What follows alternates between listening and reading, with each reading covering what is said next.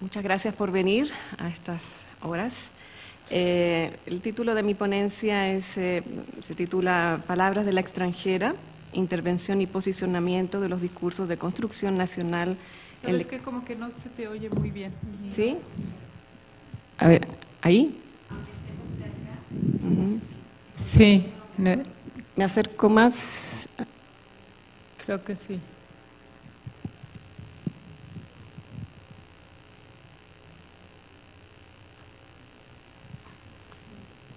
Ok, ¿ahora sí? Sí. Bien. Entonces, el título es Palabras de la extranjera, intervención y posicionamiento de los discursos de construcción nacional en lecturas para mujeres de Gabriela Mistral. Y antes de empezar, quisiera decir que, tomando un poco las palabras de Mistral en el título, también me siento doblemente extranjera acá, puesto que vengo del campo de la literatura. Y también mi trabajo tiene más que ver con Gabriela Mistral y no con Palma Guillén, así que es doblemente invitada.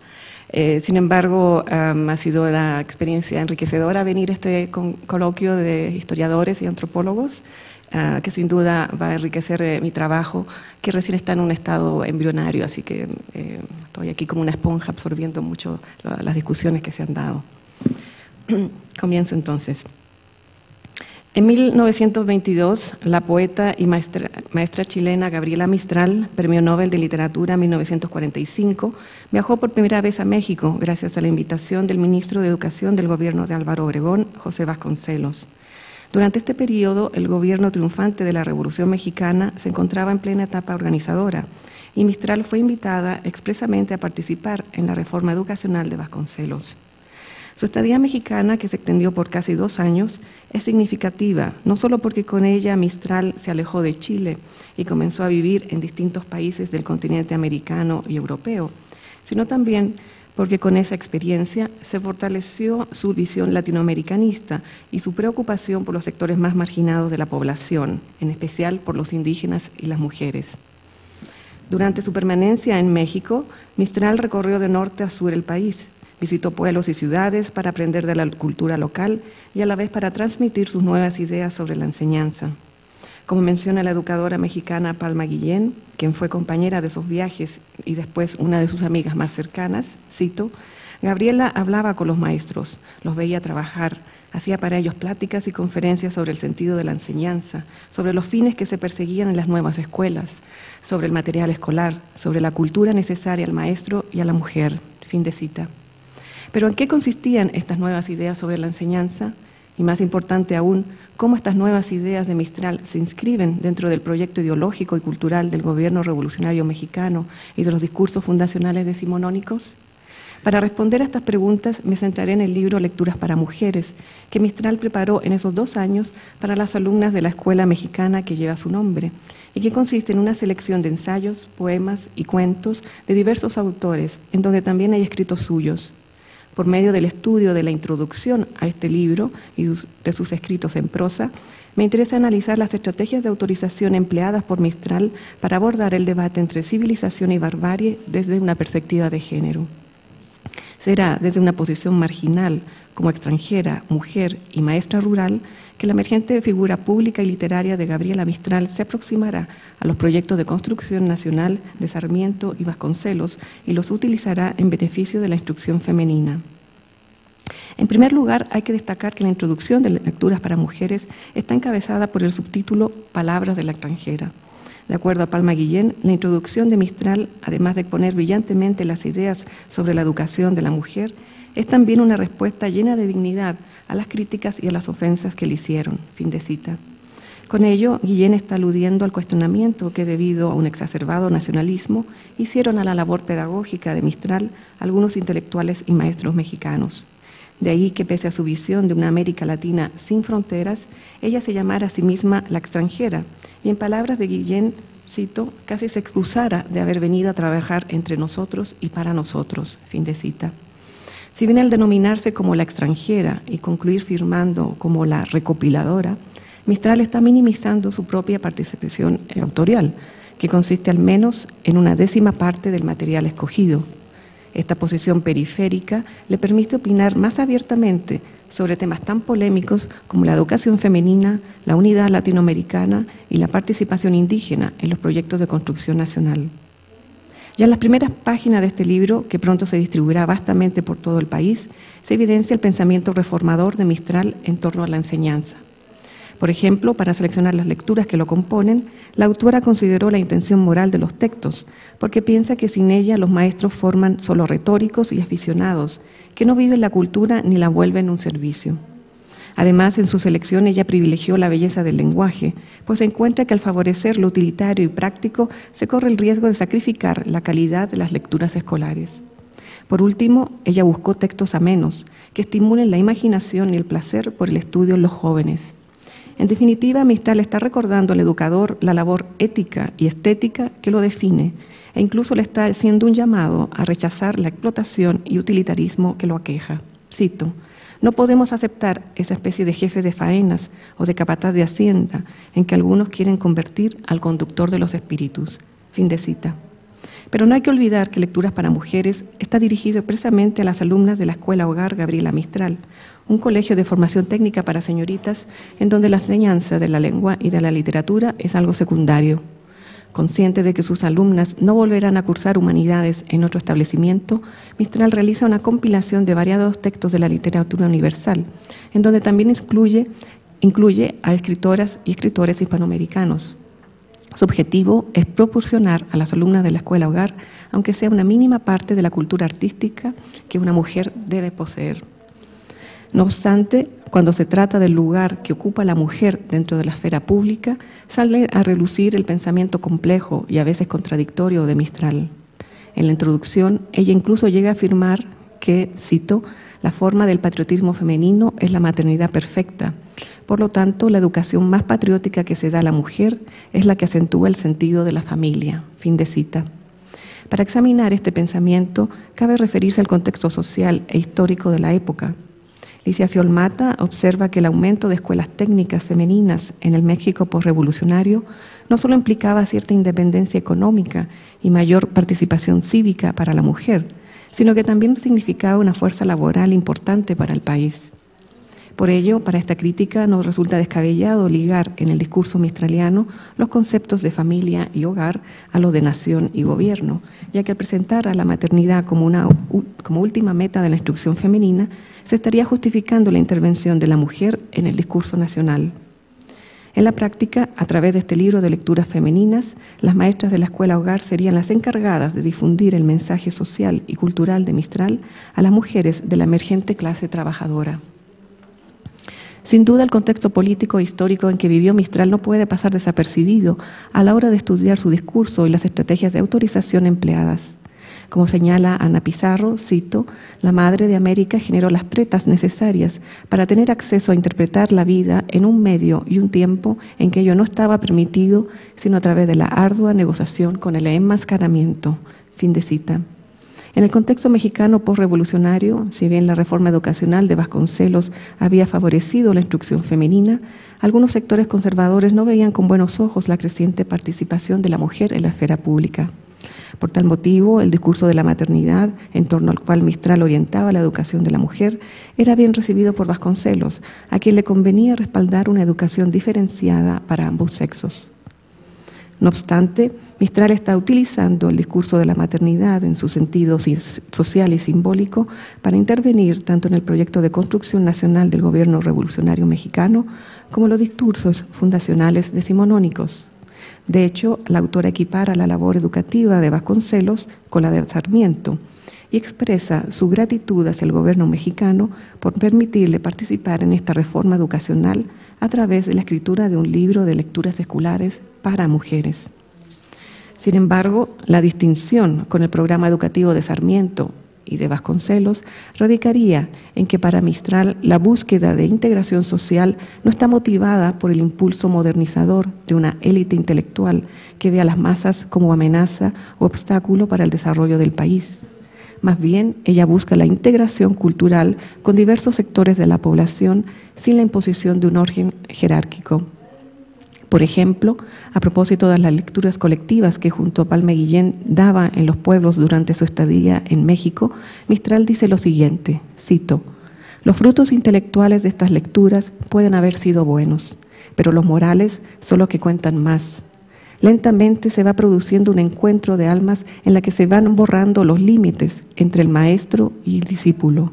Se ha anulado de maestro a masa toda extranjería de clase social, de hombre urbano a hombre rural. O la masa ha permitido a su mentor en sus entrañas, o él ha llegado a las suyas y se enseñorea en ellas. Fin de cita. En cuanto al gran proyecto del gobierno revolucionario mexicano, cabe recordar que este se basaba en la unificación del país, dividido durante 10 años por guerras fratricidas. En el ámbito educacional, Vasconcelos impulsó un proceso de democratización cultural basado en la idea de educar a la nueva raza cósmica, los mestizos de América, con un sentido de orgullo en el pasado indígena y de esperanza en el futuro igualitario. Ante todo, se buscaba celebrar una nueva mexicanidad basada en la fusión de lo europeo y lo indígena. Sin embargo, esta campaña civilizadora, en donde lo que predominaba era la cultura europea, implicaba también la aculturación de la población nativa. De hecho, el programa original de Vasconcelos se denominaba Programa para la Redención Indígena, en donde su idea del maestro como misionero viene precisamente del lenguaje religioso de la conquista española. Por lo tanto, el hecho de que Mistral en su libro de lecturas escolares dedicara varios de sus escritos a la madre india mexicana resulta sintomático a la hora de estudiar su aproximación a la problemática de la participación del indígena y de la mujer en la formación del nuevo Estado mexicano. Cabe destacar también que en Lecturas para Mujeres, Mistral está reformando el material escolar y el canon literario de su época. Si la literatura universal y la española en particular había abordado escasamente la representación de la madre, ella en su libro de lecturas dedica toda una sección al hogar, en donde se exalta la maternidad y el ambiente de la casa. Pero ella no se refiere a un tipo de literatura, cito, de sensiblería y de belleza inferior, sino una literatura con un sentido humano profundo, fin de cita. En sintonía con la obra literaria de Tagore o la pintura holandesa de interiores, ella busca elevar lo doméstico a un plano estético, un rasgo que predomina también en su poesía y prosa, en donde lo cotidiano se convierte en algo extraordinario, que no solo permite borrar las fronteras entre sujeto y objeto, sino también articular un espacio otro, desde donde se pueda rescatar voces y marginados de la historia. Para abordar este tema me centraré en el texto Las jícaras de Uruapan, donde a través de una prosa cuidada y poética, Mistral alaba la primitiva belleza y sencillez del arte autóctono de Michoacán, situándolo dentro de las expresiones artísticas que el arte moderno ha comenzado a valorar. En primer lugar, la escritora describe el procedimiento que convierte a la calabaza en una vasija colorida y ricamente decorada por medio de la aplicación de tierra y aceites naturales de distintos colores. Cito: la jícara ha persistido en la ingenuidad de su dibujo y la sencilla sabiduría de su procedimiento. Como material, ella es la más ligera y firme laca que ha salido de mano de obrero. Como belleza, en pocas cosas la materia vergonzante cobra tal donosura y transfiguración. Fin de cita. Por lo tanto, ingenuidad estética y simplicidad técnica han permanecido en el arte del laqueado de la jícara a lo largo de la historia, y al mismo tiempo representa la persistencia cultural de un pueblo conocedor de un arte rico y ancestral. Más aún, Mistral ve en la jícara un reflejo de la naturaleza y cultura de la población indígena al escribir, cito: los tintes que el indio da a la jícara son vivos. Pone en su creación los colores ardientes que pintan la tierra cálida, los mismos de su traje y su zarape. Fin de cita. Pero también Mistral ve en las distintas tonalidades de la jícara una manera de ensalzar la labor artística del indio y de equipararla con el arte de algunos escritores de la literatura universal. Cito: sin saberlo, el artista indio sigue en su pobre jícara la norma espiritual que siguen algunos artistas de la palabra en sus creaciones. Fondo negro de betún tienen las figuras escarlatas del Dante en el infierno. Fondo negro también las siluetas en rojo de Dostoyevsky. Fin de cita. A fin de cuentas, es por medio de la creación artística que la escritora chilena establece puntos de encuentro entre la cultura indígena y la cultura occidental, interviniendo así de otro modo en el debate entre civilización y barbarie. Pero Mistral va más allá en este breve escrito al señalar que el trabajo de la jícara, por no requerir un exceso de fuerza como exige la maquinaria pesada al obrero, ha sido un trabajo principalmente de mujeres, cito, con el guaje en el regazo hacen sencillamente, cantando a veces, como si esa fuera también una maternidad, su labor, y ni siquiera saben que ella es maravillosa. Y qué intimidad tierna tiene esta jícara, no doblada por garfios ni hierros, hecha con la pura presión viva de una mano de mujer. Fin de cita. Aquí Mistral, además de reiterar el desconocimiento del artesano de la grandeza de su arte, está ensalzando la figura doblemente marginada de la mujer indígena, al representarla como madre y creadora de un arte único e irrepetible que contrasta con la reproducción mecánica del arte moderno.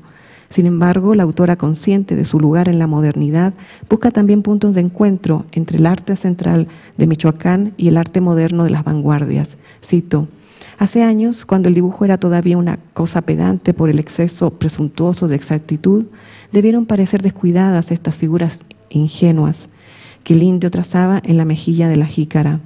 Pero el concepto del dibujo ha cambiado, ha vuelto al primitivismo inocente y dichoso, y la decoración del indio resulta ahora una labor perfecta. Fin de cita.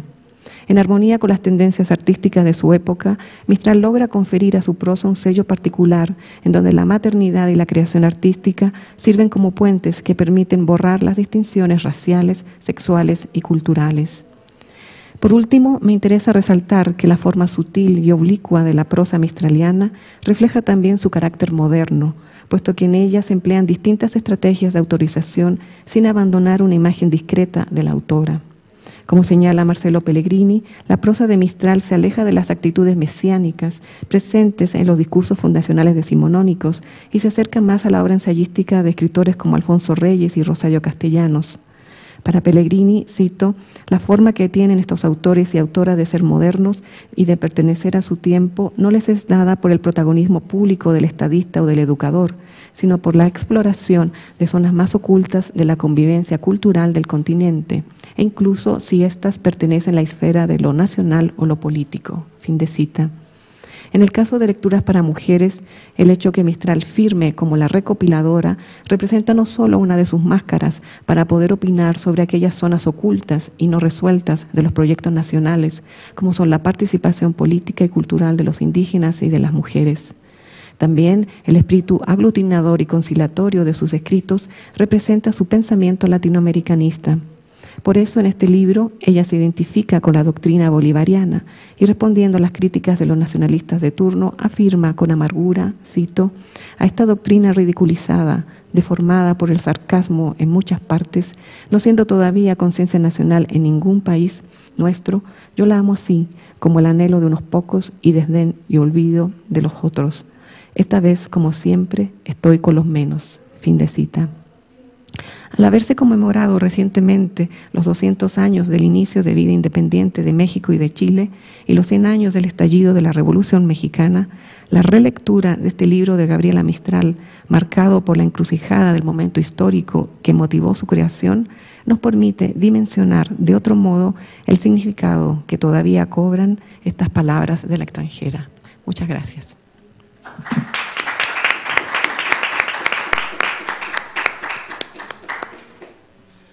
Muchas gracias, Gloria.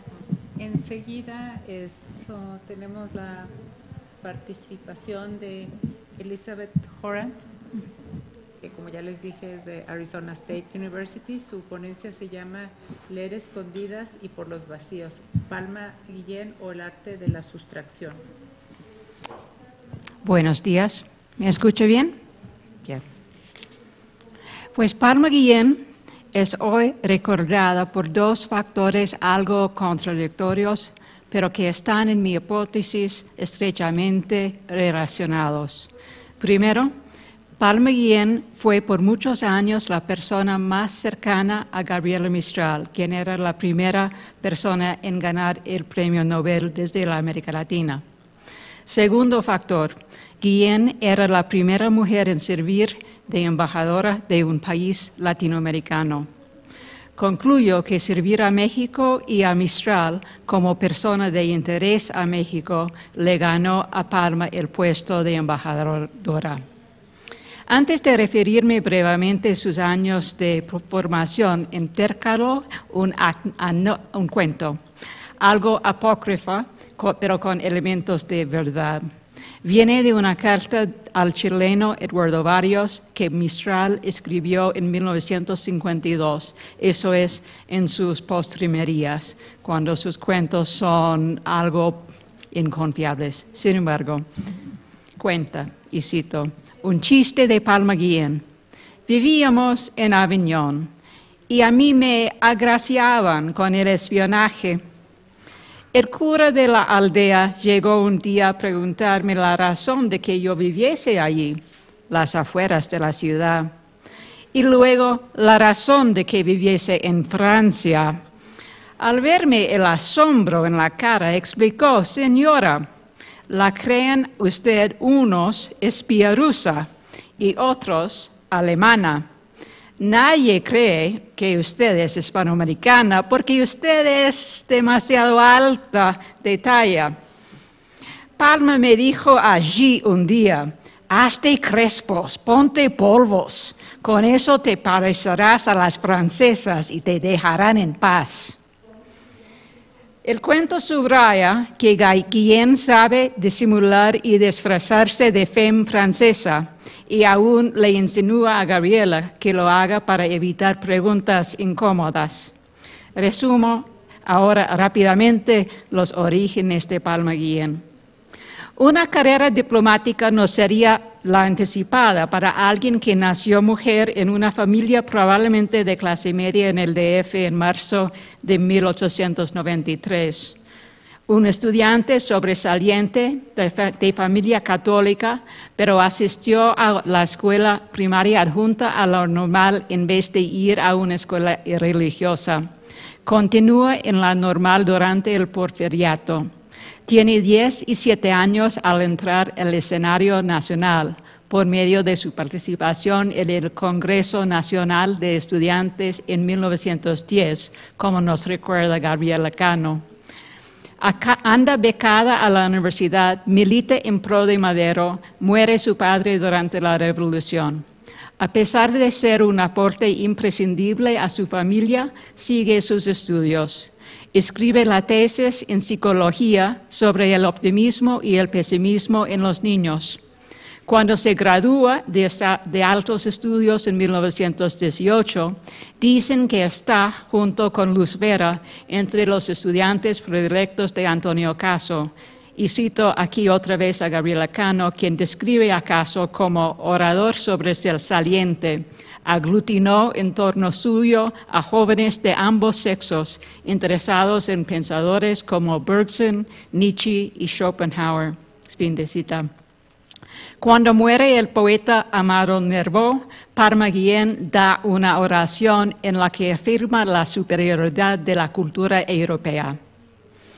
El marco histórico que trato hoy aborda los años en que Guillén y Mistral pactaron amistad en el DF y París durante los turbulentos años 20, desde la formación de la CEP en junio de 1921 hasta 1931, cuando Palma está en París preparando la entrada de México a la Liga de Naciones, en acciones que darán la victoria a Guillén sobre las objeciones de Genaro Estrada, quien no la quiso en el servicio exterior. Ya en París, capital de la diáspora latinoamericana del periodo, logra salir de la sombra de Gabriela Mistral, convirtiéndose en la primera embajadora latinoamericana, precisamente cuando Gabriela lucha para entrar en el último peldaño consular de su país. Este intercambio de posiciones entre criada y dama se repetirá varias veces a lo largo de la amistad. Palma hubiera rechazado describirse como criada y además desmintió haber servido a Gabriela de secretaria, pero así lo hizo y lo cumplió, ya que el trabajo de secretario es el de guardar secretos. El viejo amigo de Mistral, el crítico chileno Alone, conservador por automasía, ateo y monárquico, emplea metáforas de la vida cortesana para describir tanto a Palma como a las otras mujeres que rodearon a Mistral. Son, y cito, secretarias o damas de honor, nombre que les conviene más, porque son jóvenes y bellas y las sirven como una reina. Fin de cita. La llegada de Mistral en México llevó a Palma Guillén a la tarea de entrenarse para servirla como una reina en una corte, en la que la intimidad física es una marca del favoritismo y señala la vía de sucesión en lugar de amor romántico.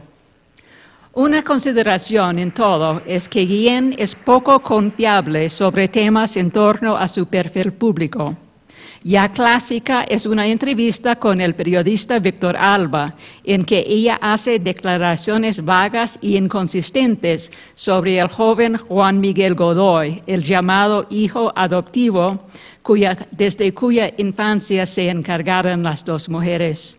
Las inconsistencias saltan al comparar la entrevista de 1957 con las cartas que Palma misma mandó, además de documentos de viaje y otros récords públicos. La obra de Amy Kittle me ha ayudado a superar tal caos, dándome a entender que el discurso público de Guillén pertenece a la desmentida diplomática. Y más, cuando desmiente algo, tiende a revelar una verdad oculta. Por ejemplo, Concha Álvarez, una compañera de Palma Guillén desde sus años en la escuela normal, cuenta en sus memorias que su amiga escribió muy buenas cartas, mientras que desmentía tener inclinación alguna para ser escritora, salvo por los únicos géneros literarios que la tientan, que son las crónicas de viaje y las oraciones. Esto nos demuestra que lo que viene después de la negación da una buena pista, ya que dichos géneros sobran en los archivos y publicaciones mistralianos, gracias a Palma Guillén, quien ayuda a Mistral en las crónicas de viaje cuando viven en Francia. Y los libros de oraciones, copiados a mano por Palma Guillén, abundan en los archivos mistralianos desde Brasil, con el suicidio de Juan Miguel Godoy. Pero me paso, ya que Brasil está fuera del marco histórico que me he impuesto, y vuelvo a México a mitad del cuento. Las palabras más citadas de Palma Guillén pertenecen al género de, cito, cuentos de cómo nos conocimos por primera vez. Los mistralianos las han repetido hasta que convertirlas en mantra, pero sin interrogar su veracidad ni los intereses que ocultan. Así cuenta que las dos mujeres se conocieron por medio de Vasconcelos de manera más o menos fortuita y consistente con el aura de improvisación que rodea el licenciado, como lo indica el biógrafo José Joaquín Blanco, a diferencia de lo que dice el biógrafo Claude Fell. Pero los hechos son bien distintos. Para profundizar la invitación de Mistral a México, que viene por medio de Vasconcelos, ofrezco una versión alternativa, en que Mistral viene a México después de unos 10 años de escribir a poetas en el servicio diplomático y de cultivar su amistad.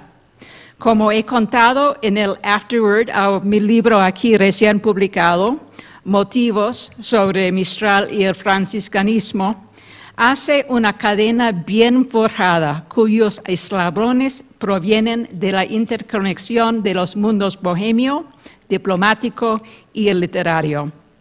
Dicha cadena y red social la llevan a México, y no Vasconcelos solo y heroico.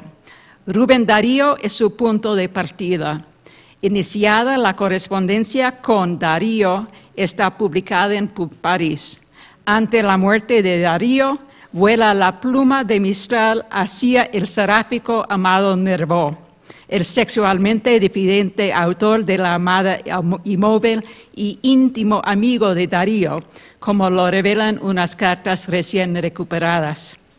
Apenas muerto Nervo, tibio aún en la fosa, Mistral contrae amistad con su suplente, el poeta diplomático mexicano Enrique González Martínez, hoy recordado por haber aconsejado a los poetas a torcerle el cuello del cisne modernista. Anoto, para una mirada bien distinta sobre este poeta diplomático, véase la biografía de Fernando Vallejo. Es una biografía maravillosamente delirante, El mensajero, si alguien lo conoce.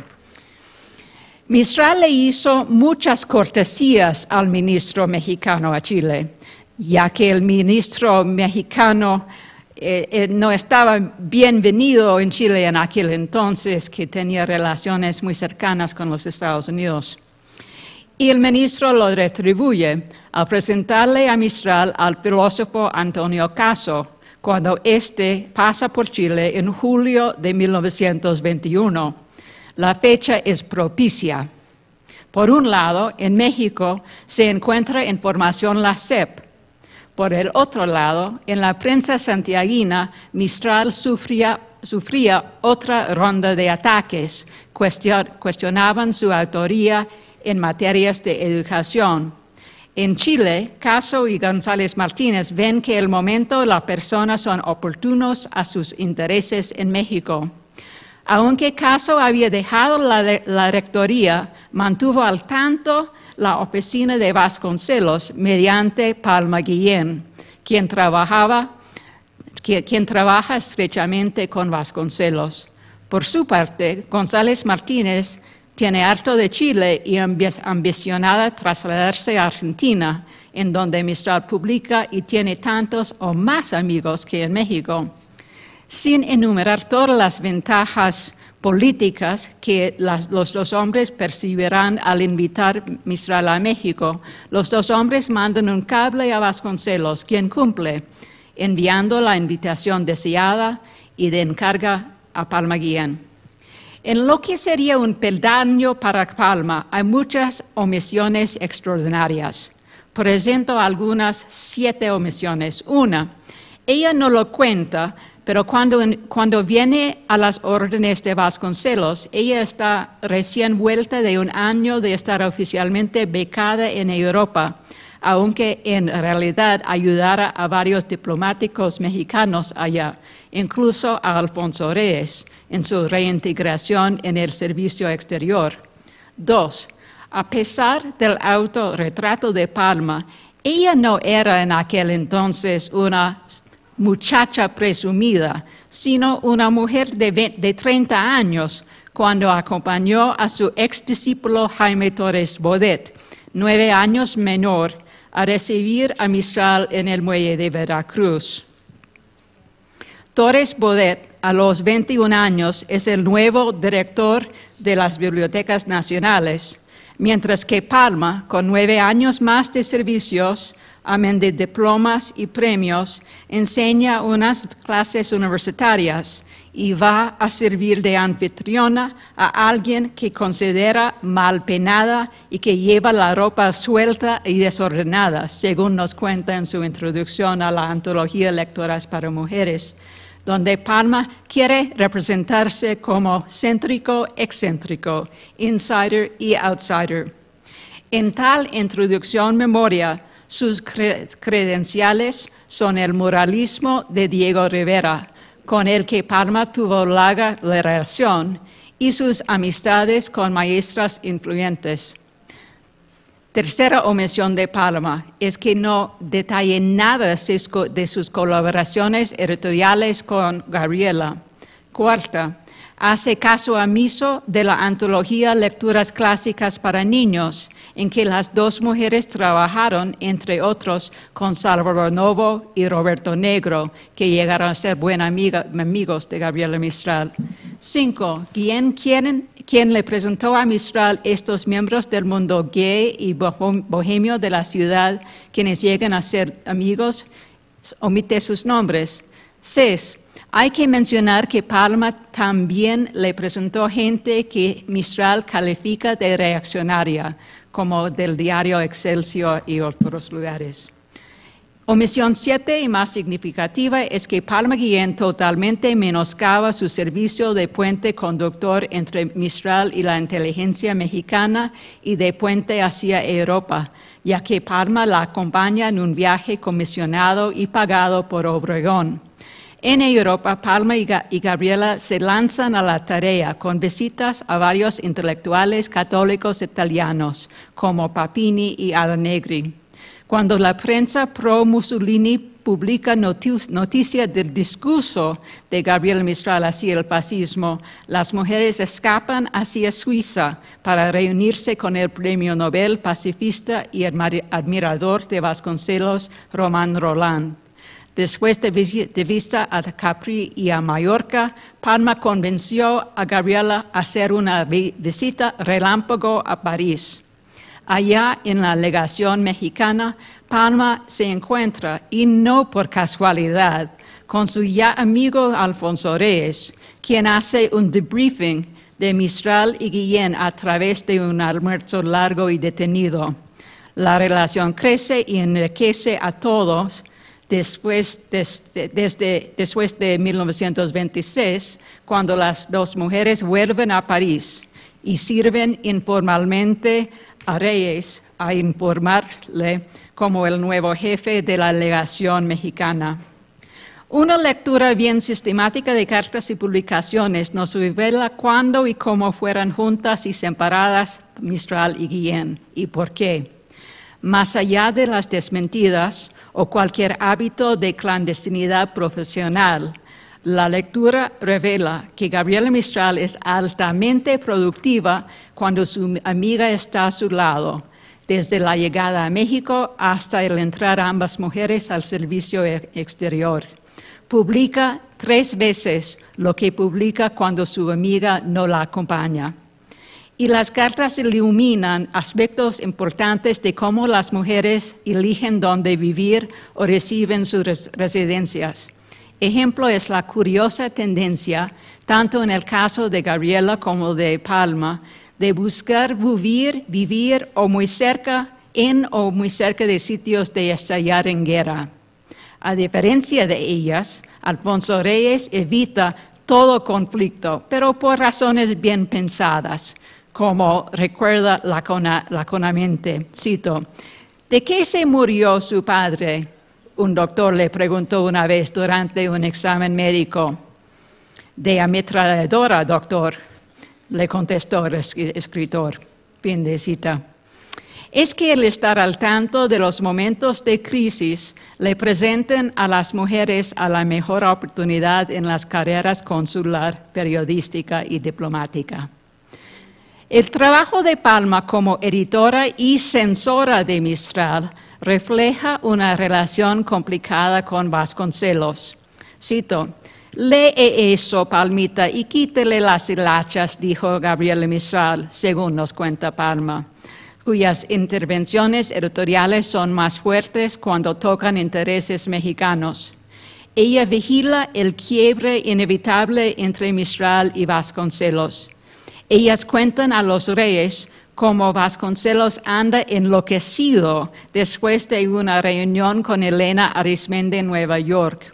Al mes siguiente, las dos mujeres escriben una carta tajante a Vasconcelos, llamándole, cito, pseudo líder, pretendiente heroico, un Lord Byron mexicano sin talento verdadero para el exceso sentimental, quien ha hecho un espectáculo banal de su vida personal.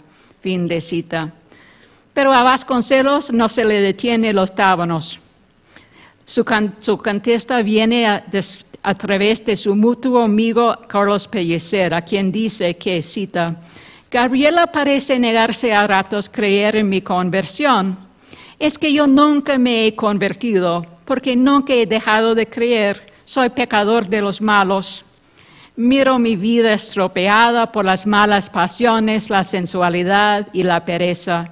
En el reino de mi Padre no hay hombres ni mujeres, pues todos serán como los ángeles. Ando rumiando una filosofía del padre por encima de la filosofía del amante que tantos místicos cristianos han tomado de la ideología pagana. Fin de cita. No puede ser por casualidad que Palma vuelva a la Ciudad de México precisamente cuando Vasconcelos también entra a la ciudad durante su campaña. Al terminar el desastre de la campaña presidencial vasconcelista, Guillén queda en el DF para probar su lealtad, mientras que Mistral, en su turno, se vuelve blanco de las cartas de Antonieta Rivas Mercado. Las cartas hirientes con que Gabriela le contesta son producciones colaborativas.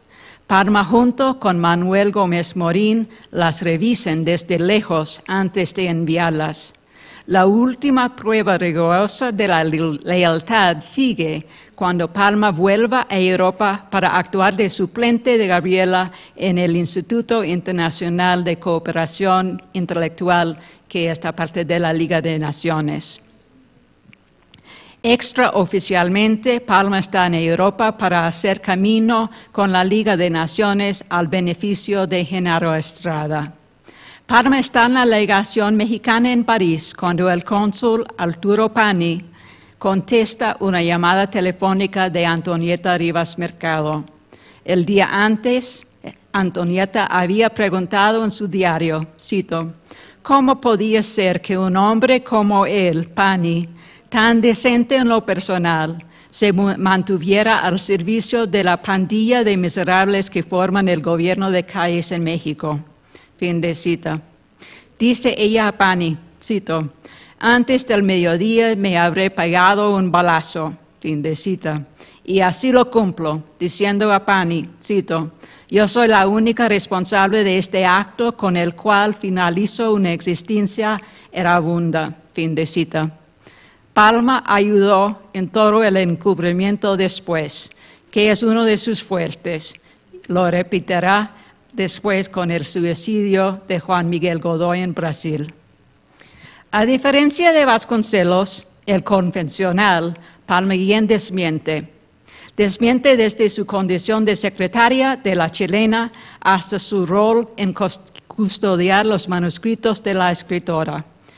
En una carta en que Palma escribió en sus últimos meses de vida, cito, tampoco soy partidaria de que se guarde hasta el más mínimo papel escrito por él que fue gran escritor. Fin de cita. Sin embargo, el guardar papeles fue fundamental a su relación con Gabriela Mistral. Pero los papeles que guardaba en este periodo en Francia son muy escasos. Cuentos bancarios, seguros de los cuales Palma era la única beneficiaria, cartas sobre las propiedades que las dos mujeres compartían, todos signos de la responsabilidad compartida hacia el niño Juan Miguel. Termino señalando que los archivos mistralianos antes de 1932 que Guillén controlaba son más escasos que los archivos después de tal fecha, en que Guillén intervino pero no logró limpiar. Muestran una relación que se define por las negaciones, los vacíos y las ausencias, en que las expresiones amorosas son disfrazadas por metáforas. En una vida hablada por terceros y a través de metáforas, enmarcada por la práctica de la desmentida diplomática, le doy la palabra final a Mistral de su ensayo Palabra Maldita, que escribió a su vuelta a México como refugio durante la Guerra Fría. Dice, siempre hay palabras que sofocadas hablan más, precisamente por el sofoco y el exilio.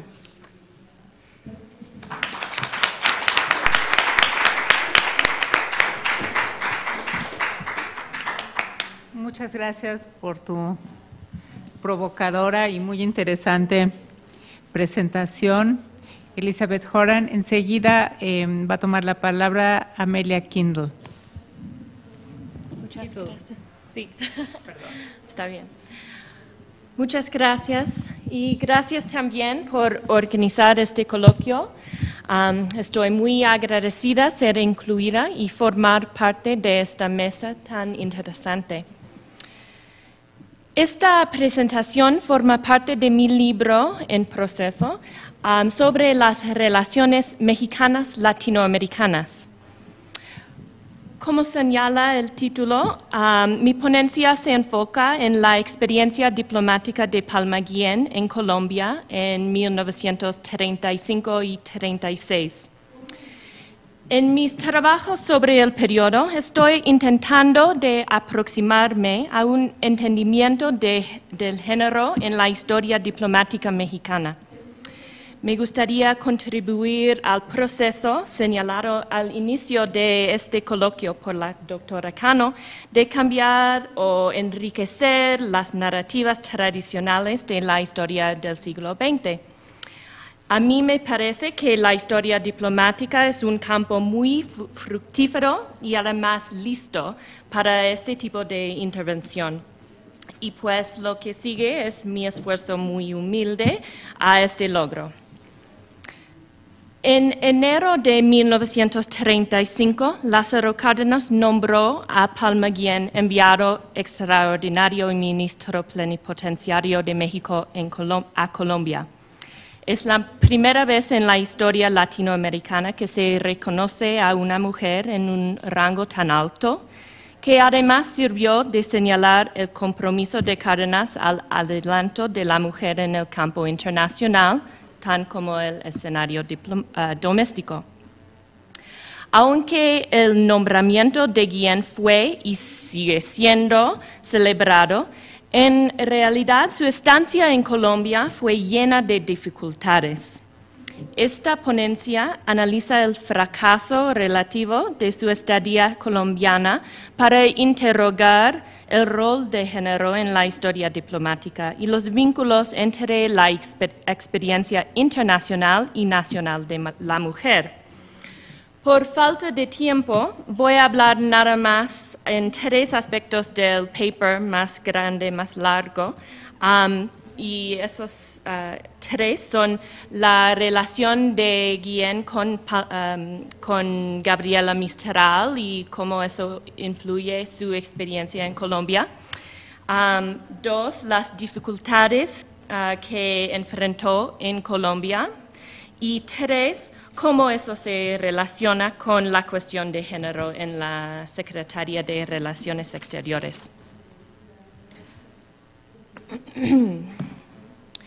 Bueno, Guillén es una figura muy enigmática, pero la mayoría de los académicos creen que fue amante de Gabriela Mistral. No se sabe el extent hasta que la Secretaría de Relaciones Exteriores reconocía esa relación.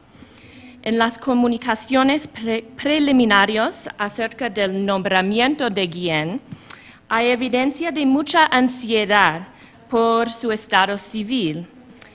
En 1935 estaba residente en Madrid con Guillén y la Secretaría envió un telegrama preguntando a la legación en Madrid acerca del rumor que Guillén iba a casarse con el intelectual catalán Luis Nicolau d'Alwer. De este lado, se puede explicar esa ansiedad por la creencia de que existía un conflicto entre el deber de una mujer casada y su patria, y un esposo extranjero, que adelantaría los intereses suyos y de su patria en vez de los mexicanos. Del otro lado, se puede entender esta correspondencia como una interrogación de su orientación sexual, especialmente porque la respuesta de Guillén, decía que decidiera no casarse por el momento con Nicolau. Y eso dejaba abierta la posibilidad de que en algún momento en el futuro sí se iba a casarse. así resolviendo los temores de que era lesbiana, ¿no? Además, esta cuestión de la sexualidad oscurece el asunto de su experiencia en Colombia, porque si todos entendían su relación con Mistral, los prejuicios que tenían podrían explicar su recepción negativa. Pero, a pesar de eso, su amistad con Mistral también abrió puertas para ella.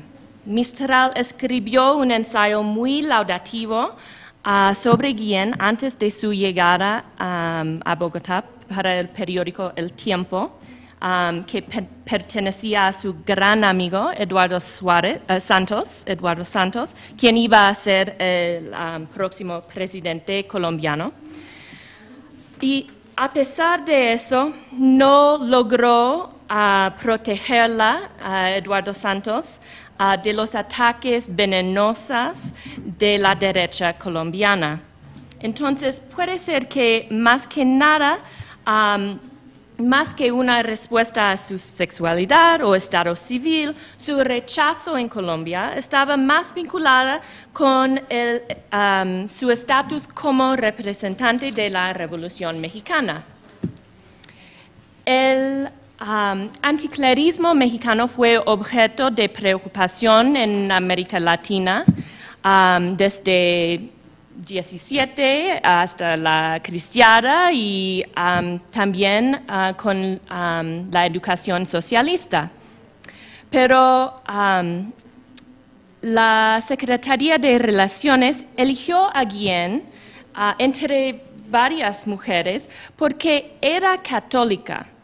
Además, Guillén no pertenecía al movimiento de sufragio femenino en México y era más o menos indiferente a la campaña, o así dijo. A pesar de eso, su nombramiento enfrentó las normas conservadoras de Colombia y como ministro representaba el gobierno mexicano y sus programas, los cuales se creían amenazaba al status quo. El gobierno cardenista tenía mucho en común con el gobierno liberal de Alfonso López Pumarejo, líder de lo que él llamaba la Revolución en Marcha. Esa revolución también incluía la reforma educativa. Y la Revolución Mexicana sirvió de ejemplo en varios campos para la Revolución en Marcha. Y Guillén escribió a la Secretaría de Relaciones Exteriores que las reformas educativas se inspiraron directamente por la educación socialista. Mientras que los educadores colombianos admiraron el ejemplo mexicano, los conservadores católicos lo temaban. Como era profesora de la UNAM, el nombramiento de Guillén era bien acogida en los círculos educativos, pero los que oponían a los cambios de López lo atacaban. El mismo día de que en lo cual presentó sus credenciales en Bogotá a López Pumarejo, recibió un doctorado honorario de la Universidad Libre en Bogotá. Entonces, la respuesta fue inmediata, pero también la respuesta negativa fue casi tan inmediata. El grupo de Acción Católica preparó una manifestación silenciosa para la presentación de sus credenciales. El plan se derrotó porque varios grupos de estudiantes y obreros llegaron al palacio gritando vivas a México y Cárdenas y incluso Guillén. Entonces la manifestación no logró su meta. Guillén contribuyó a este conflicto, Durante su tenencia, apoyó el viaje de dos inspectores escolares de Pereira a México para el estudio de la educación socialista y inició un programa de intercambio con el Centro Nacional de Cultura Socialista de Colombia. Cárdenas autorizó la creación de 2 becas para el estudio en el Departamento de Bellas Artes, y Guillén juzgó un concurso de ensayos sobre el origen y desarrollo de la Revolución Mexicana y eligió los becarios. Esos 2 proyectos contribuyeron al fortalecimiento de los lazos intelectuales entre México y Colombia, pero también se dieron fuego a sus oponentes. Los ataques en contra de Guillén incluyeron, más que la crítica dirigida a la educación socialista, algunos ataques personales. En abril de 1935 escribió que el periódico conservador El País publicó una protesta de las damas católicas en contra de ella. Enojadas por los comentarios que Guillén hizo sobre el feminismo y la religión en otro periódico, las damas católicas la acusaron de la interferencia en las relaciones entre la Iglesia y el Estado en Colombia. Cada día El País publicó los nombres de más mujeres que se juntaron a la protesta. Guillén escribió al periódico explicando que los comentarios fueron nada más respuestas a las preguntas directas de periodistas colombianas y que no pretendía intervenir en los asuntos internos, pero esa táctica no alcanzó a parar el ataque de los colombianos católicos. Es cierto que sí tenía admiradoras y admiradores. Los asambleas departamentales de Cundinamarca, Tolima, Pasto, Santander y Caldas, todos pasaron resoluciones expresando su apoyo por su misión diplomática. Pero cuando un grupo de estudiantes del Instituto de San Bernardo, una escuela católica, comentaron favorablemente sobre esas resoluciones, se los expulsaron de la escuela. Todo eso fue demasiado difícil por ella y el 10 de marzo de 1936, Guillén pidió que la Secretaría efectuara su traslado a Europa.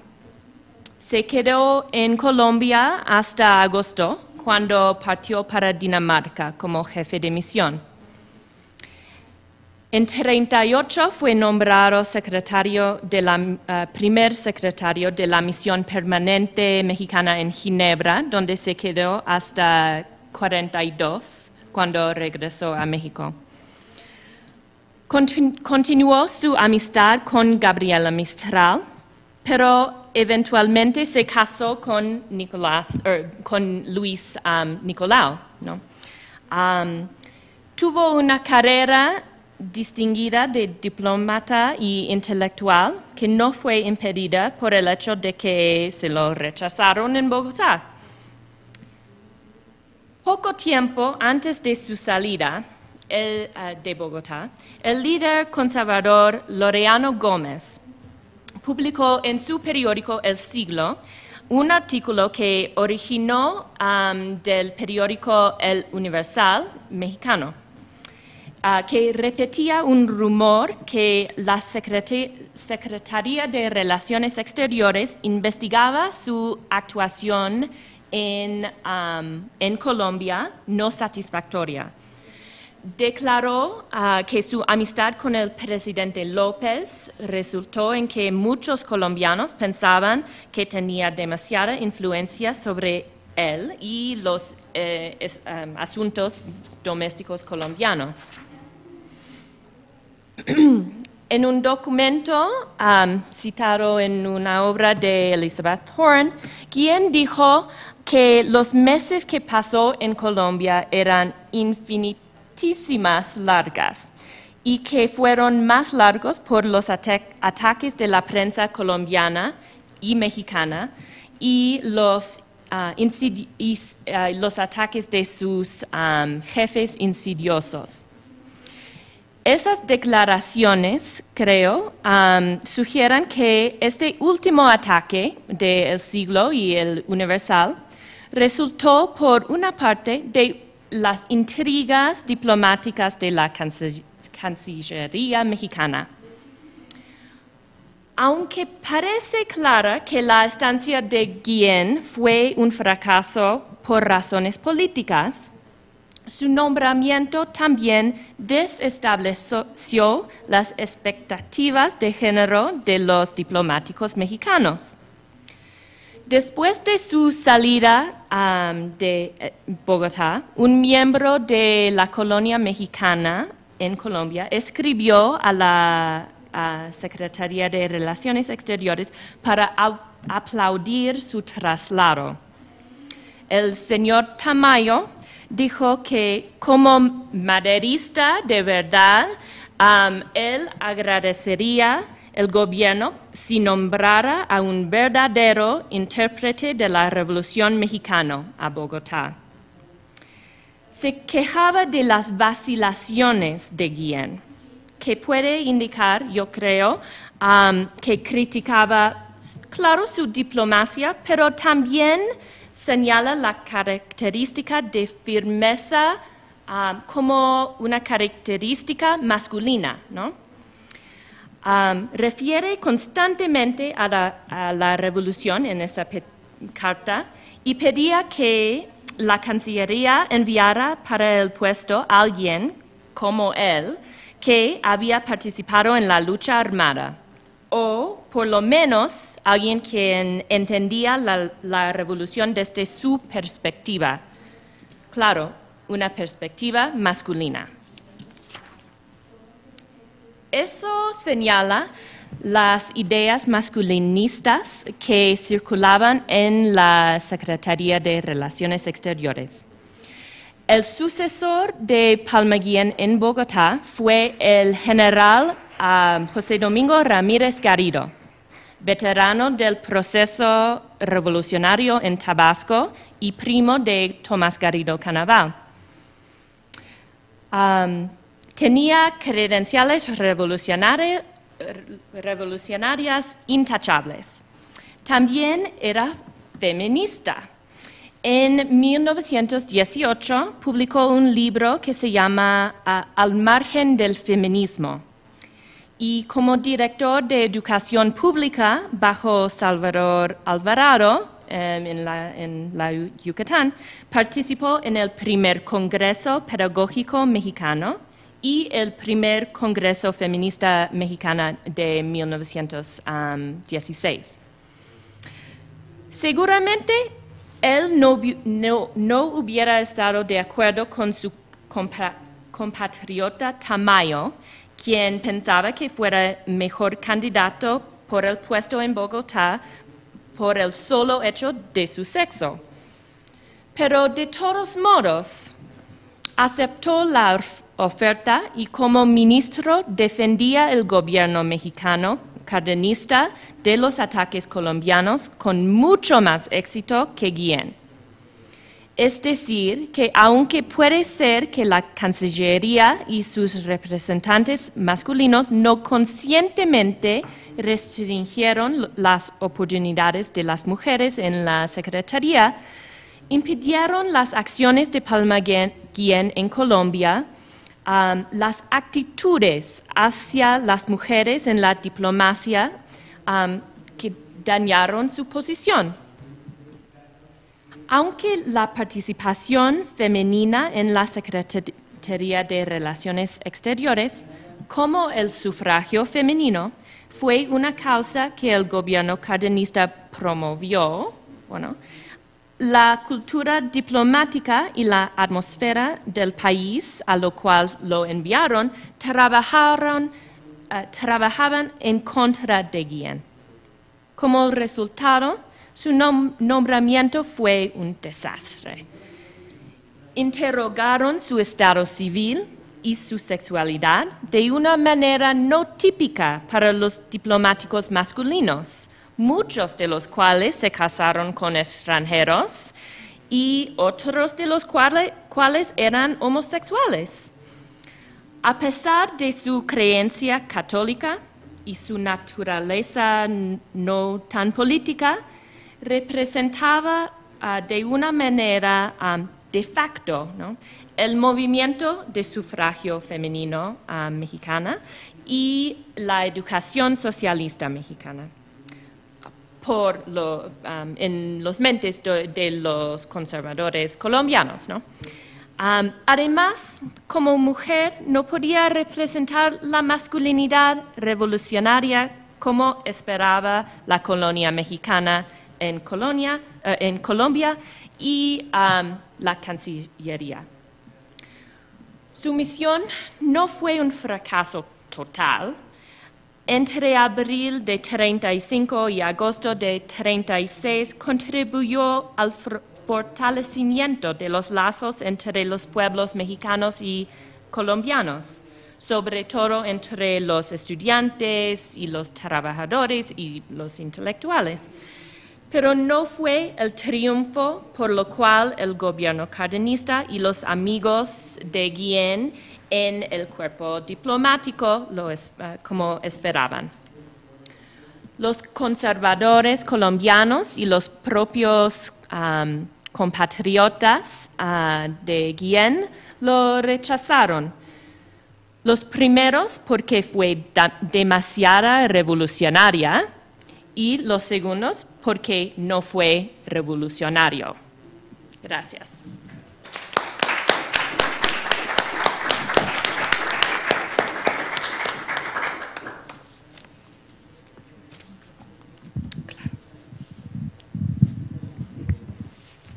Muchísimas gracias por las tres ponencias. Antes de iniciar mi comentario, quiero decir que una de las mejores sorpresas cuando empezaron a llegar las propuestas de ponencias para este coloquio, de repente un día descubrí que había una mesa titulada, se llamaba Palma Guillén.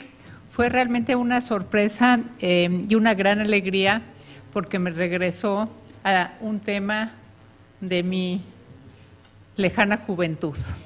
Un tema de mi lejana juventud que todavía está en cajas, esperando que algo así sucediera para que yo pudiera regresar a él. Realmente estoy muy agradecida por la iniciativa de Elizabeth Horan de armar esta mesa sobre la enigmática Palma Guillén. Voy a comentar primero el trabajo de Gloria Sancho Medina Sancho, porque si bien se refiere a lecturas para mujeres, no se refiere directamente a Palma Guillén, pero sí quiero decir que para el periodo de 20 a 31, si estudias 21 a 31, es imposible separar la obra de Gabriela Mistral de la cercanía que tiene con Palma Guillén. Entonces me parece que es algo muy importante. También el tema de la educación vasconcelista es un tema antiguo en mis intereses, y quisiera destacar que yo veo las ideas educativas de Gabriela Mistral, me sirve mucho entender esto del patriotismo femenino a la luz del pensamiento arielista. Creo que nadie como Silvia Moloy lo explica muy bien, de que el arielismo es masculino por su naturaleza, que Rodó no está pensando, pero ni de broma, en las mujeres, o sea, como que ni se entera de que también hay mujeres, y Gabriela Mistral sí le da un contenido distinto al ver a las mujeres como madres. Creo que eso está en las lecturas para mujeres y en muchas otras obras de la época. También me pareció muy atinado que seleccionaras el texto sobre la jícara en una mesa de Palma Guillén, porque estoy segura, o sea, no he visto, yo creo que ya están dispersos y se perdieron los objetos personales de Palma Guillén, pero estoy segura que Palma tenía alguna jícara en la cocina, no en la sala, no en exhibición pública, porque ahí tenía, alguna vez sí vi el inventario de las cosas que se trajo de Europa y no había jícaras, o sea, había vajillas francesas, plata, no, pero una jícara un poco escondida seguramente había en su casa, porque bueno, también le gustaba un poco lo folclórico, no tanto. Bueno, ya entro directamente al tema de Palma Guillén. Como les decía hace tiempo, tengo que hacer al inicio tengo que hacer una referencia autobiográfica, cosa que generalmente no me gusta hacer, pero sí quiero contarles que descubrí a Palma Guillén cuando escribía mi tesis doctoral sobre mujeres intelectuales en la Universidad Nacional, particularmente sobre las profesoras y estudiantes de la hoy Facultad de Filosofía y Letras, que se llamaba Escuela de Altos Estudios, entre 1910 y 1929, cuando la universidad todavía no era autónoma, era solo Universidad Nacional, hay que decirlo. Al terminar la tesis, cometí uno de los tantos errores de mi vida, que fue ganar un concurso para escribir biografías históricas. Fuimos 10 los premiados. Mi proyecto era el único dedicado a una mujer y a un personaje desconocido sobre el quien no había nadie escrito, mucho menos una bibliografía crítica. Bueno, desde luego me entusiasmó muchísimo ser parte de una serie editorial que se llamaba, en honor al escritor cubano Cabrera Infante, Vidas para leerlas. Como colofón digo que de estos 10 proyectos premiados, creo que solo uno terminó la biografía, y la serie la publicó quién sabe dónde, en otro lugar, y la serie Vidas para leerlas no se concretó. Esto, más allá de lo anecdótico, creo que habla de la escasa tradición que existía en ese entonces, hace mucho tiempo, casi ni digo la fecha, no sé, sí diré la fecha, fue por el 98, cuando algunos de mis alumnos que están aquí todavía no sabían ni leer y escribir, no cuajó esa serie de Vidas para leerlas. Esto me parece y me sigue pareciendo que la vida de Palma Guillén merece leerse, pero primero necesita escribirse, y los trabajos de esta mesa avanzan sustancialmente por ese camino. Pero vuelvo a mi pequeña historia. Quería escribir la biografía de la mujer madura, como nos hace ver Elizabeth Horan, que sí era presumida y sí era sabia, que Gabriela Mistral describió a su llegada a México, y que fue una de las primeras mujeres universitarias quien alternó con la élite política e intelectual posrevolucionaria hasta llegar a ser una de las primeras diplomáticas jefas de misión en América Latina, además de representar a México en la Liga de las Naciones y ser también jefa de misión en Dinamarca. En ese momento, su apoyo a la causa republicana me pareció un episodio romántico que merecía narrarse, me lo sigue pareciendo. Su intimidad con Gabriela Mistral, que entonces describí como una amistad luminosa y perdurable, todavía no veía yo los claroscuros que ahora veo, me intrigaba y me sigue intrigando. Bueno, aquí voy a comentar el tema de la sexualidad de Palma Guillén, que desde luego no lo tengo resuelto, pero me parece una de esas situaciones en las que viene muy a cuento la discusión sobre las categorías para comprender la sexualidad de otras épocas. Yo no creo, ahí sí el trabajo de Amelia me ha parecido muy provechoso, yo no entendía la grilla en Colombia, pero no creo que el supuesto lesbianismo de Palma Guillén haya sido un issue. No, yo creo que sí, o sea, estaba bien que fuera una mujer soltera, pero eso de que estuviera casada y con un español, o sea, en una época de fuerte nacionalismo, donde, digamos, es España, ¿no? Donde hay una polémica entre hispanismo e indigenismo, y donde la legislación daba a las mujeres la nacionalidad de su marido, ahí sí no podía ser diplomática, pero yo creo que no era la sexualidad,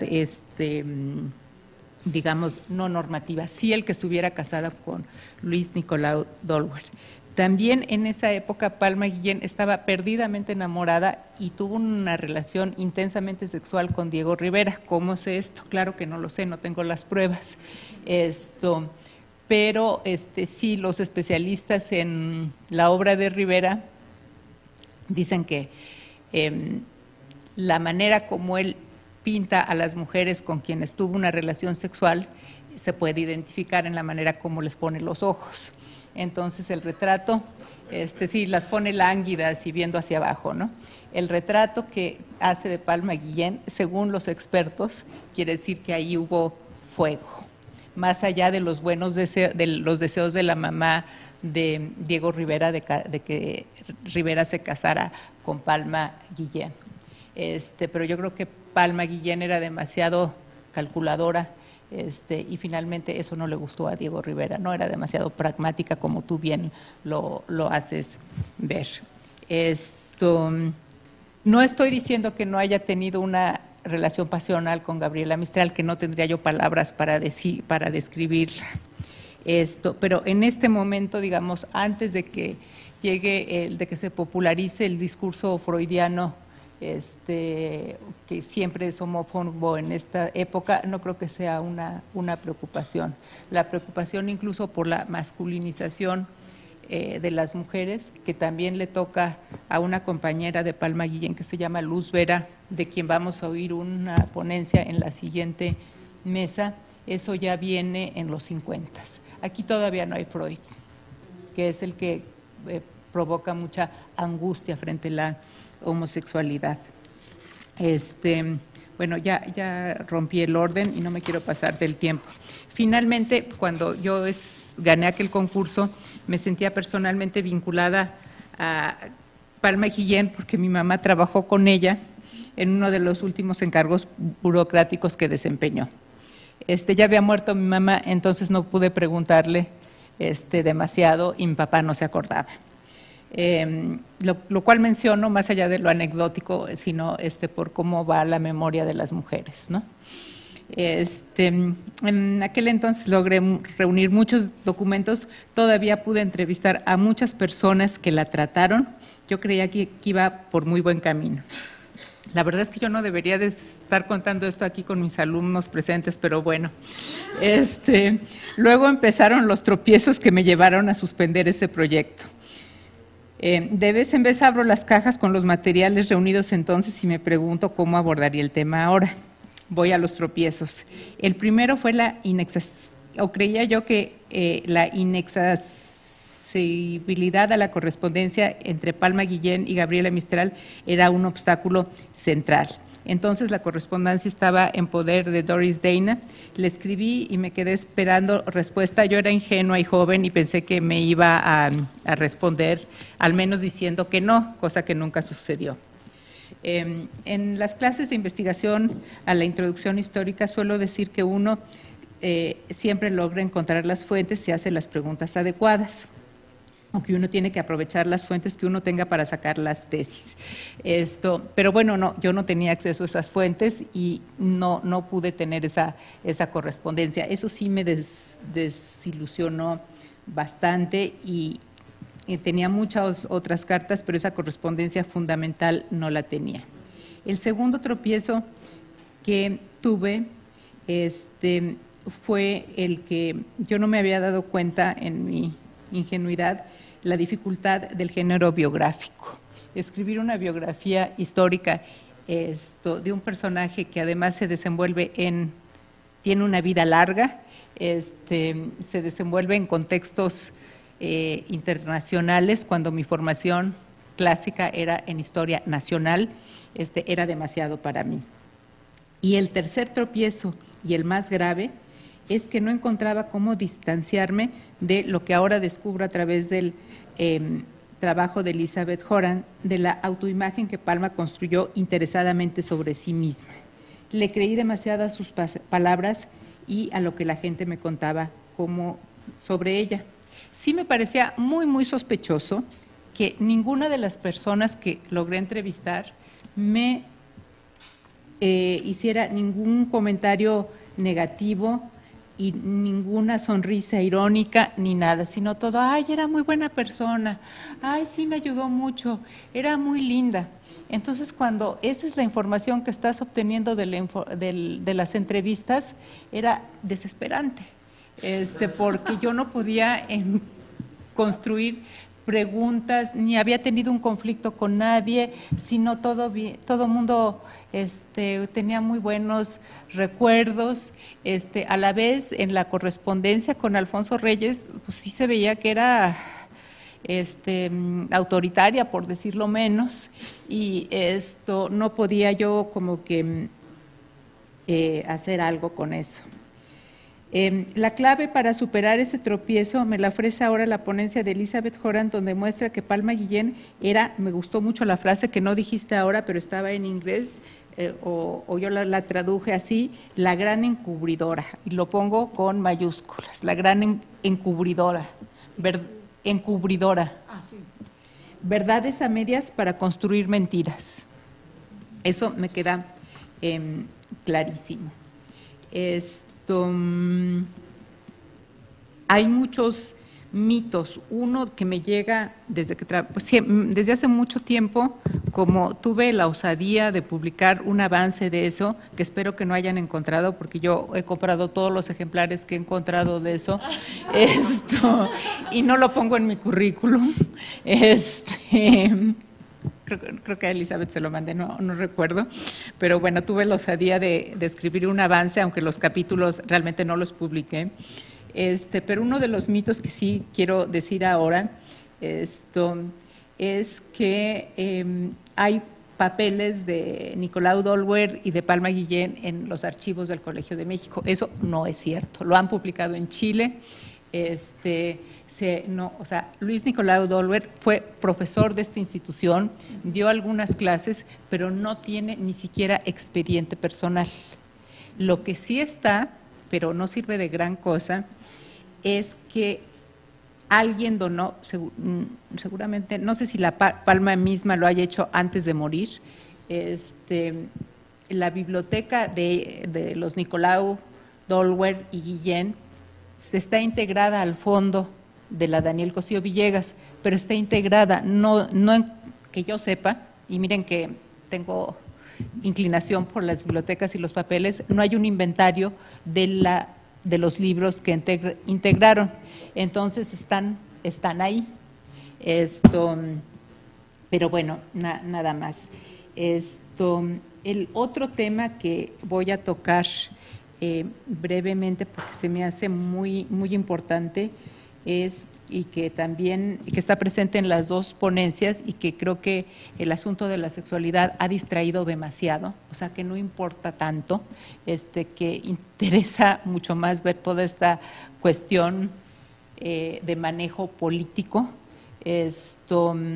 La ponencia de Amelia me ayudó mucho a entender el enredo de Colombia, que yo, desconocedora de todos esos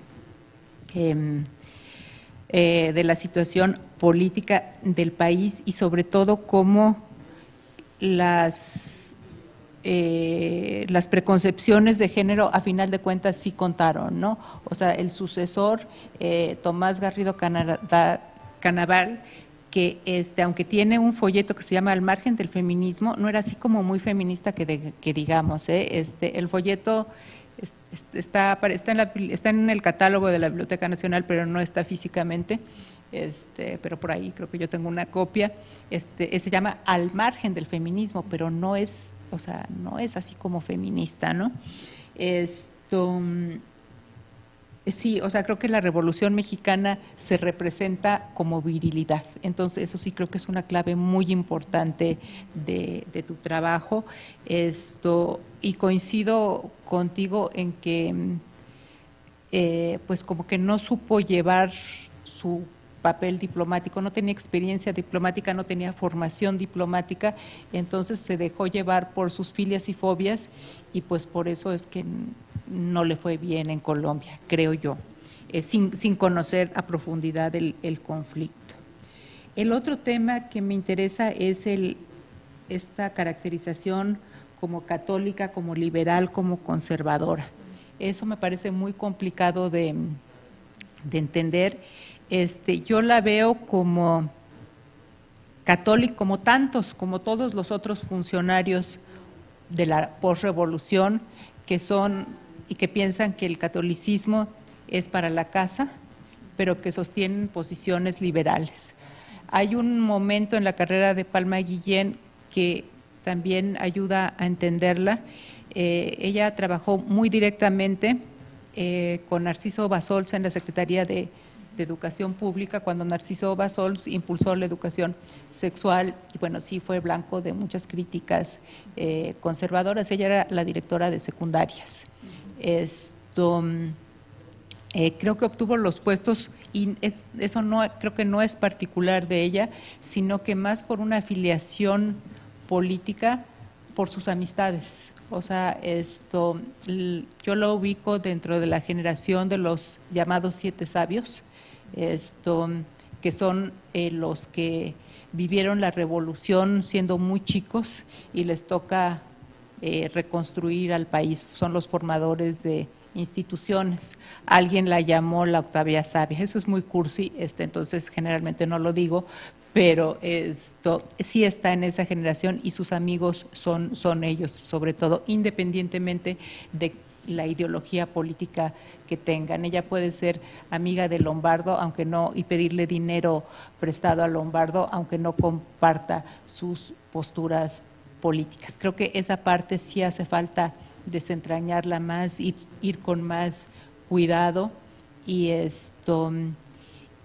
sí creo que ha sido una gran tarea el verla como la gran ocultadora, la gran manipuladora, que yo es algo como que sospechaba, pero no lograba desentrañar. También en su vinculación con Jaime Torres Bodet, que es poderosísimo, ¿no? Aquí independientemente de la sexualidad, ¿no? O sea, sí se va acomodando como tantos otros. Bueno, no me queda más que de nuevo agradecerles la ponencia. Me dio mucho gusto recordar a Palma Guillén. Este fin de semana voy a ver mi caja otra vez, voy a verlo, las cajas, y algún día quizá vuelva a este proyecto. Por mi parte sería todo. No sé si tenemos intervenciones, preguntas del público.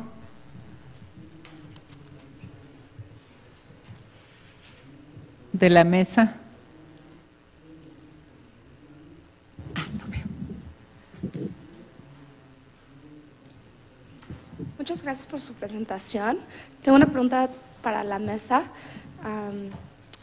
Yo sé que el periodo cardenista, igual que la educación vasconcelista, han sido examinadas bastante ampliamente. Entonces, quería saber si podían comentar acerca de cómo ustedes opinan que este enfoque acerca de Palma Guillén les ayuda a desarrollar una narración histórica diferente a la que está desarrollado ya por bastante tiempo.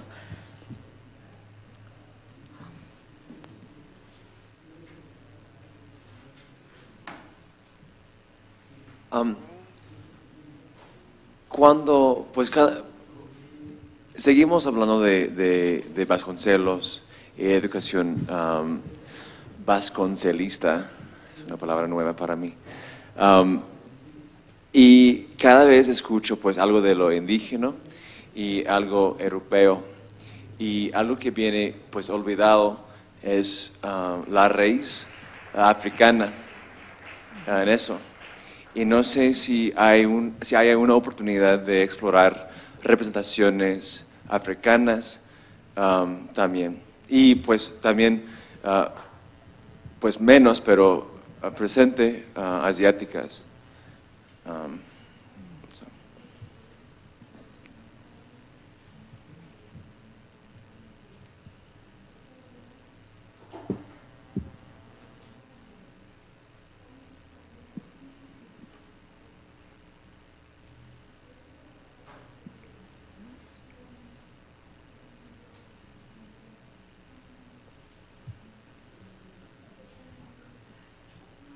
¿Alguien de este lado quiere responder a estas primeras preguntas? Y las suyas también, ¿no? ¿Quién? ¿En el mismo orden? ¿De qué? Bueno, como se enfocaba también más a Guillén, ¿no? Que está un poco ahí en el margen, pero la primera pregunta también era más general, así que puedo decir desde la perspectiva un poco allí de Mistral, y especialmente lo que vi entonces de este texto de estudio, ¿verdad? Creo que sí, presenta entonces, o es mi interés también mostrar esta otra aproximación o dirección un poco, siempre sutilmente, nunca entrando en contra de la política vasconceliana en cuanto a la educación, pero entonces abriendo un poco paso a una lectura dirigida especialmente entonces a estas estudiantes de escuelas industriales. Ahora, lo que no dije en el texto es que esta selección, y es interesante también, sería interesante desarrollar allí a Mistral como editora, ¿verdad? Qué cosa es lo que quita, qué cosa es lo que mete entonces en esta compilación. Pero si bien es un segmento el que dice que está especialmente entonces dirigido hacia las mujeres por este lado de reforzar el elemento del hogar en un sentido más estético también, y la participación en este caso de la mujer en la construcción de la nación, ¿verdad? Sutilmente allí está vinculándolo, y veo también lo indígena, pero lo africano me parece muy interesante también de explorar. Por otro lado, también el resto de la compilación dice que no es algo totalmente diferenciado. También otros segmentos del libro están vinculados a reflexionar sobre motivos, por ejemplo, espirituales, de formación, que van para ambos sexos. Así que, de todas maneras, aunque el texto diga lecturas para mujeres, hay cosas que ella ve que también ambos sectores es importante. Y allí creo que es interesante el énfasis en la naturaleza también.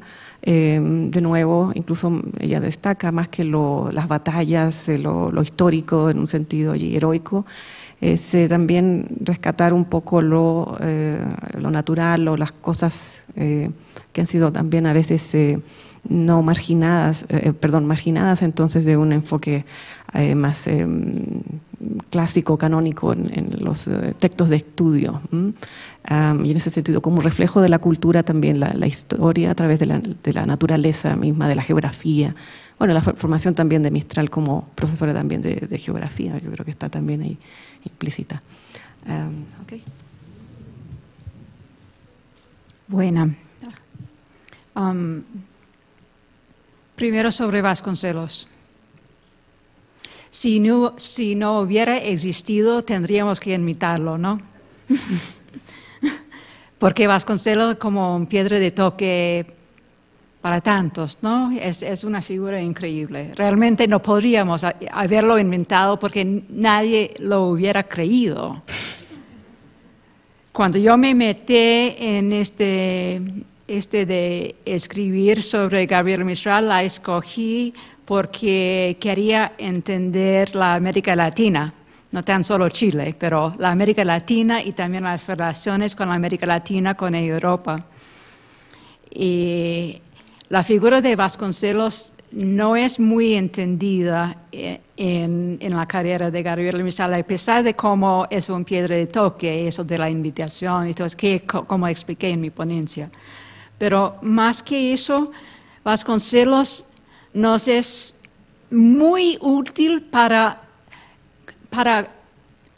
como piedra de toque, como afecta a la gente, como choque con la gente. Que entonces yo he andado la pista buscando cualquier persona que tenía cartas con Vasconcelos, relación con Vasconcelos, porque se revela mucho la persona, su relación con Vasconcelos, cómo reacciona a esa figura imposible.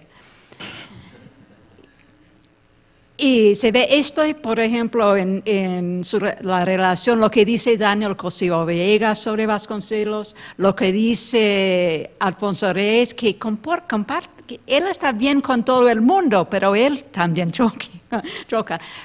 La relación de Gómez Morín con Vasconcelos, es fascinante eso, porque son tan distintos ellos.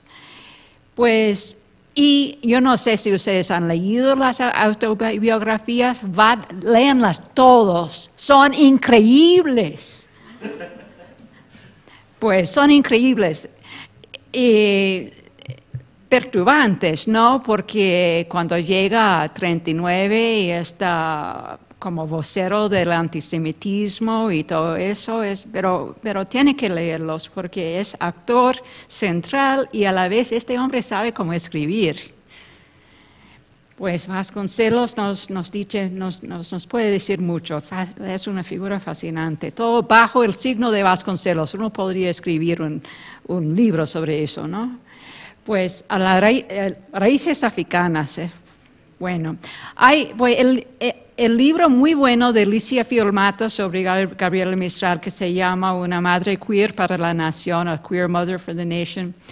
La recepción que tuvo este libro sobre Gabriela Mistral en Chile era impresionante, porque había un gran choque, muchos ataques, muchísimos ataques. Es un buen libro, y entrevistaron a mucha gente, había mucho en los periódicos. Ninguna de esa gente había leído este libro, que la mitad del libro trata del tema de la raza y su relación con la sexualidad. O sea, la sexualidad es una parte importante en pero la raza, y ella tiene un artículo que se llama Race Woman, algo así, y yo he pensado este tema de Palma Guillén y Gabriela Mistral en Brasil, porque Gabriela Mistral tiene un breakdown, un quiebre total en Brasil y comienza a escribir cosas que son francamente racistas. Y cuando Palma Guillén vuelve a Brasil para arreglar las cosas y está escribiendo esas cartas que vuelve a mandar a Gabriela Mistral, y la relación entre ellas está muy cambiada. Ella dice no le gusta Brasil, no está cómoda en Brasil, y no dice precisamente por qué. Es complicado eso, y es complicado aún más porque el libro de cartas que se ha publicado con muchas distorsiones, digamos, cambia cosas, pone fechas malas, tiene un ejemplo de las pequeñas cosas que hace que Palma Guillén y Mistral ambos quejan de Torres Bodet. Y en vez de escribir su nombre Torres Bodet, escriben Torres Bidet.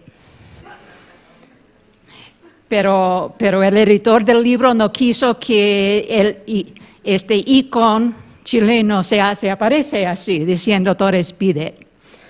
Pero el odio es muy obvio que tiene así, el que tenía que ver, creo yo, con la reorganización del servicio exterior que hizo Torres Bodet en 37, que Daniel Cosío Villegas comparte también ese odio, es una figura importante. Pues, pero volver a este asunto de raíces africanas, vale la pena pensar más en eso, que cómo es parte de la relación, cómo tal vez se define el americanismo, el latinoamericanismo basado en Rodó, pero que no tiene ningún acknowledgement de la raza africana.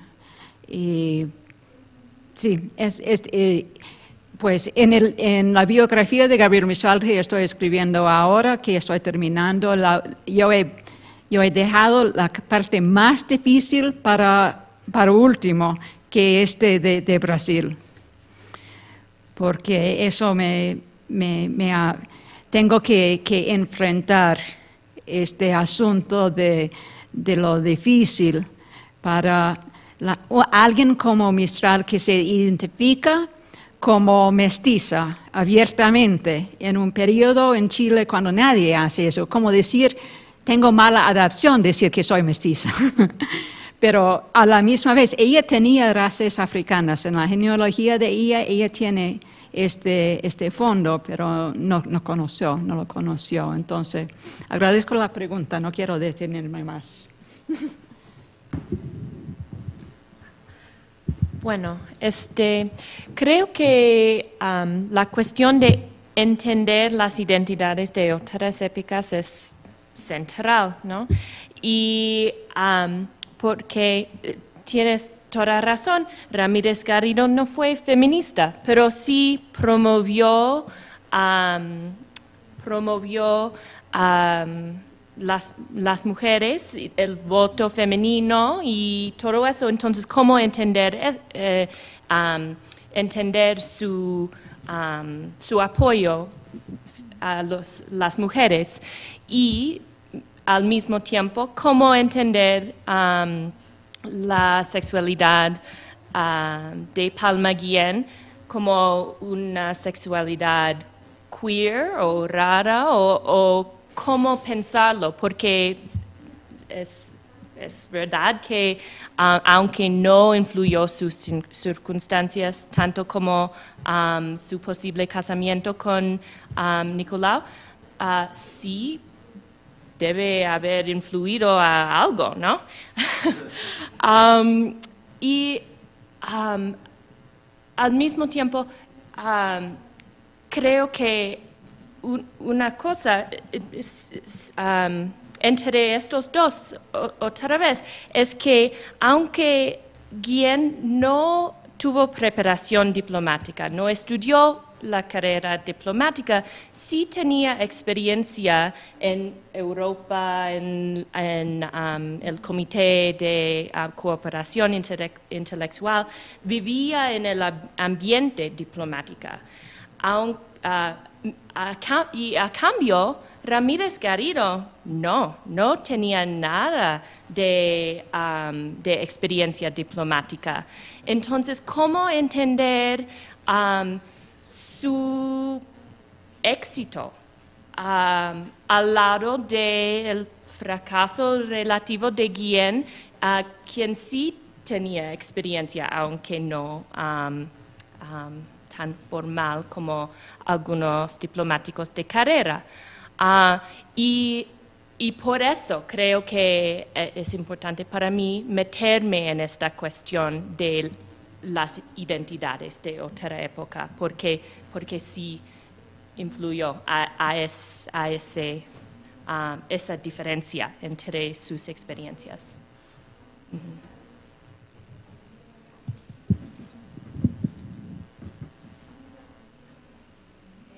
Agradezco mucho el trabajo que presentaron, para mí fue muy interesante. La pregunta que tengo viene del vertiente de la historia laboral, que sé que está muy lejos de lo que les interesa a ustedes, pero es nada más para soltar una pregunta y pensar. Mi pregunta es, ¿cuál era la relación entre estos hombres y mujeres, mujeres y mujeres? Es decir, ¿de cuáles espacios venían? ¿Cuál es su formación con tal de la relación entre los géneros y cómo se relacionaban? Porque me da la impresión de que sí sale en sus trabajos, pero quería saber si tienen más anécdotas, más perspectivas sobre eso. Y cómo, yo me pregunto, no solamente en base a esa mesa, sino algunas otras, ¿cuál era la relación entre las personas de una sexualidad no normativa, para no decir, para no encajarlo, dentro del trabajo, ¿no? Había como afinidad, no afinidad, es un espacio, creo que alguien mencionó la relación entre espacios bohemios y diplomáticos. Por ahí va la pregunta y lo pueden llevar donde más le parezcan. Gracias.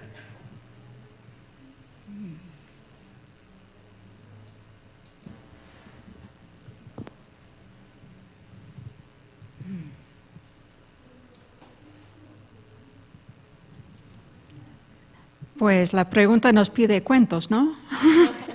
Anécdotas.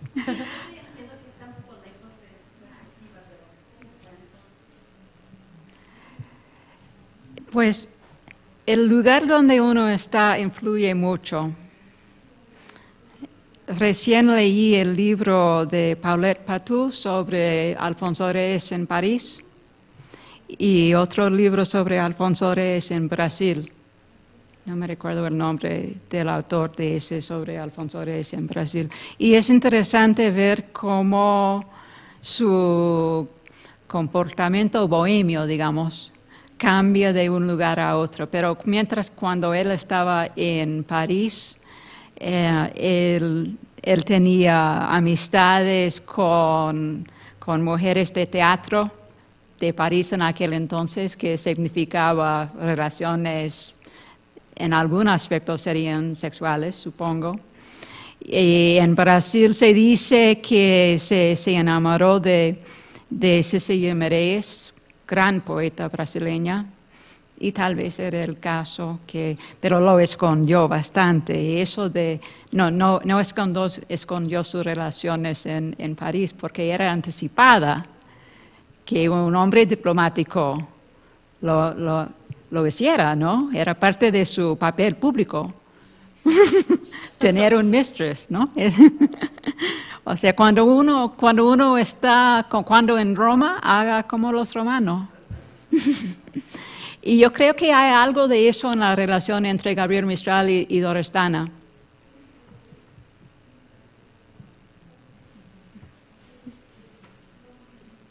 Una provocación. No, bueno, hay muchas preguntas. Tenemos que terminar esta mesa porque sigue la siguiente. Yo me quedo con la pregunta que hacían por allá de, bueno, cómo estas historias, pequeñas historias anecdóticas, cambian la historia del México postrevolucionario. Yo creo que están introduciendo la clave de género que no estaba presente. Por ejemplo, yo estoy totalmente de acuerdo con lo que tú dices, sí hay que tomar en cuenta la sexualidad, pero no solo la sexualidad, y entender cómo el sucesor en Colombia fue bien aceptado porque tenía credenciales revolucionarias y credenciales de género. Eso creo que sí es muy importante para esta historia. Ahora, la pregunta que nos hace Susi de cuáles eran sus antecedentes laborales y todo, pues es muy amplia, creo que no la podemos contestar en este momento. Los hombres eran abogados, las mujeres eran profesoras en general. Lo bohemio y lo diplomático, a mi modo de ver, se mezclan. La diplomacia está llena de hombres que no tienen una sexualidad heteronormativa, que tienen casas chicas de mujeres y de hombres, ¿no? O sea, eso es bien sabido, no está documentado, pero bueno, hay muchos casos. Y ya que mencionas el episodio de Alfonso Reyes en la Embajada de Brasil, bueno, el Fondo de Cultura Económica está publicando el diario de Alfonso Reyes, van como en el volumen 4, es un proyecto del que yo estoy muy cerca, y la relación con esta poeta brasileña sí fue motivo de más escándalo, aunque fuera, digamos, que hace parte de una vida diplomática, se cuenta, y esto como decía Ann, ya está en el terreno del rumor, que Cárdenas le mandó un telegrama diciéndole la puta o la embajada. Y bueno, era una poeta también, ¿no? Pero sí ahí llegó a niveles de mucho escándalo. En fin, aquí hay todo un tema de historia diplomática, pero son las 11, ya estaban aquí las ponentes de la mesa de las 11, entonces muchísimas gracias.